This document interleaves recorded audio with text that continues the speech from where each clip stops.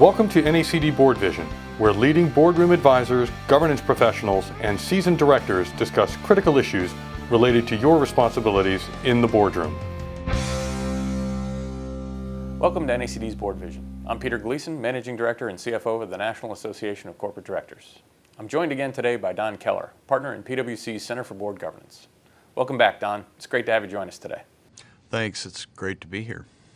Don, this episode is our second of a two-part series on investigations. In the first episode, we talked about when an investigation is needed, important considerations when an investigation is necessary, and finally, a little bit about the board's role in preventing and detecting fraud.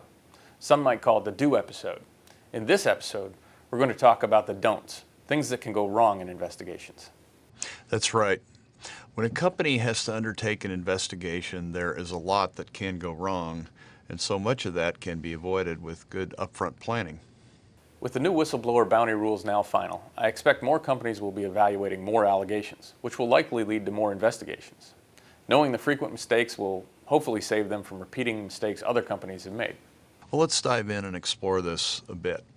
The first common mistake is hiring external counsel and advisors that are not sufficiently independent. Outside legal counsel designated to lead an investigation are perceived to be the most objective when they do not have an existing fee relationship with a company that is significant. Also, the company's audit firm is frequently bypassed in favor of an unrelated forensic accounting firm to ensure objectivity in the investigation process. Both should have utmost credibility with those that rely on the investigation. A second common mistake is an investigation plan with either inadequate scope or follow-up. Don, those are a few big issues. From the board's perspective, making any of those mistakes could increase the company's exposure, bringing on further scrutiny and ultimately harm to the company's credibility. As we all know, protecting a company's reputation is critical, so making sure the plan is in place and adequately resourced is paramount. Yet another, creating a do-over of the original investigation, can sometimes occur. This might happen when the company doesn't get upfront concurrence from regulators and others about the investigative scope and follow-up procedures, and they have to go back and do additional work to satisfy these other parties. Don, we've all seen our share of investigations, and the points that you've raised are critical. And there's more to come. A few other common mistakes boards and companies make are a rushed investigation with a process more focused on the finish line than the thoroughness of the procedures. We often see this where the company is inexperienced with an investigation process and becomes obsessed with bringing the matter to closure and moving on. This can then lead to inadequate documentation of the investigation procedures and the related findings, making it difficult to defend the results of the investigation. It's also worth noting that many companies err by minimizing internal and external communications. If the company does not send the right message internally, documents may not be preserved, which can potentially lead to obstruction of justice charges. And external communications are also critical, for reputational reasons.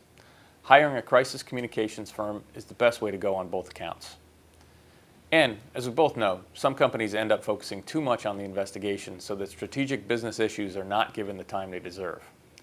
Don, this is surely a long list so far of don'ts for companies relating to internal investigations.